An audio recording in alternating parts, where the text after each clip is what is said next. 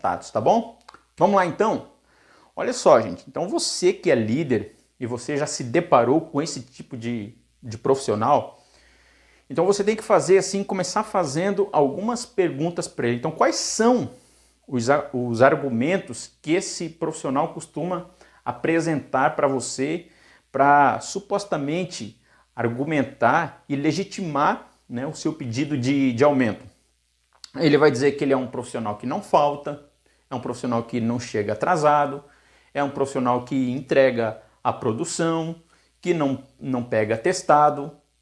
E basicamente são esses os argumentos. Ele vai dizer que o serviço dele é ruim, que ele dá conta de fazer o serviço e está ali dando conta de executar as tarefas que lhe foram atribuídas. Então esses vão ser os argumentos que ele vai utilizar para dizer para você que ele merece um aumento, que ele está ganhando pouco e que ele tem que ganhar mais. Porque ele não chega atrasado, porque ele não pega atestado, porque ele não falta e porque ele entrega a produção. O que você vai... Você não vai responder para ele, na verdade tu vai fazer algumas perguntas para ele, né? Então vai dizer assim, ó, olha, quando você foi contratado, o que estava previsto lá no contrato de trabalho, né? Então você iria disponibilizar, né, o teu tempo para fazer exatamente isso, para cumprir com o horário, para não chegar atrasado, para não faltar por qualquer motivo, não pegar atestado. Obviamente que se esse profissional precisa por algum motivo e tem lá as suas necessidades em termos de saúde, é óbvio que nada proíbe ele de pegar atestado, né? Se ele é um profissional bom, que não falta e que tem tudo isso, beleza. Agora, por si só, esses argumentos não justificam um aumento de salário. O profissional precisa entender isso.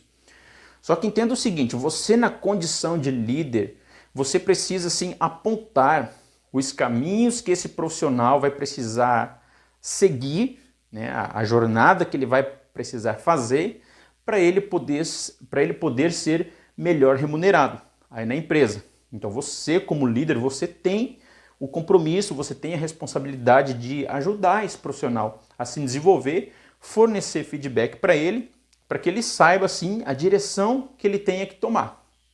Então você vai fazer algumas colocações para ele. Então a primeira coisa que você vai fazer aqui, ó, por exemplo, a empresa, elas deveriam ter, né? Elas têm um plano ali de carreira. Então elas têm um plano de carreira, onde a pessoa, por exemplo, ele começa ali como, vamos pegar esse pessoal aí que é pessoal de produção, então tem lá, então eu vou colocar aqui no quadro aqui, ó, tem o plano de carreira, aqui ó, plano de carreira. O que é o plano de carreira?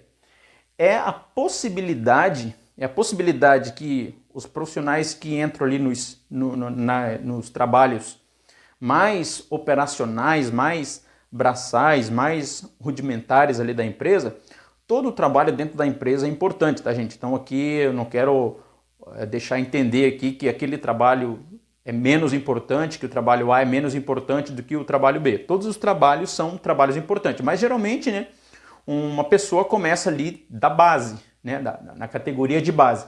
Então tem lá, vou colocar aqui uma expressão bem genérica, tá? Então tem aqui, ó, o operador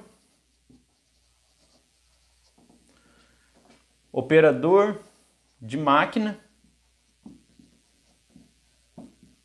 operador de máquina 1, né? Ou operador de máquina A, tanto faz.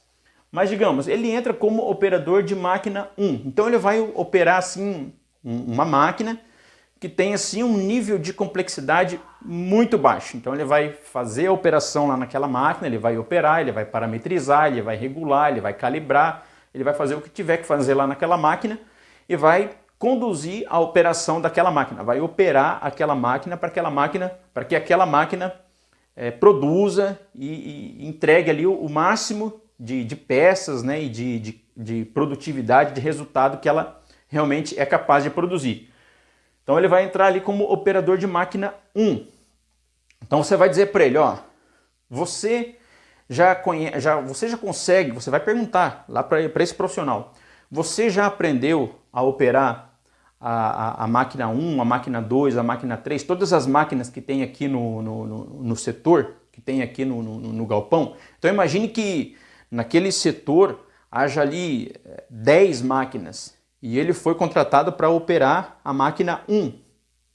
E ele só sabe operar a máquina 1, sendo que da máquina 1 para a máquina 2 tem um aumento de nível de complexidade, da 2 para 3 tem outro nível de complexidade e assim sucessivamente. Então vamos supor o seguinte, que esse profissional, quando a máquina dele está ali fazendo a manutenção preventiva, por exemplo, onde os profissionais da manutenção mecânica vão gastar de repente meio dia ou um dia inteiro para fazer a manutenção, então digamos que ele fica ali por perto, fica enrolando, e ao invés dele, digamos, se aproximar lá da segunda máquina, para aprender como que opera aquela máquina, a máquina 2, a máquina 3, a máquina 4, de acordo com os níveis de complexidade, qual que é a mentalidade dele?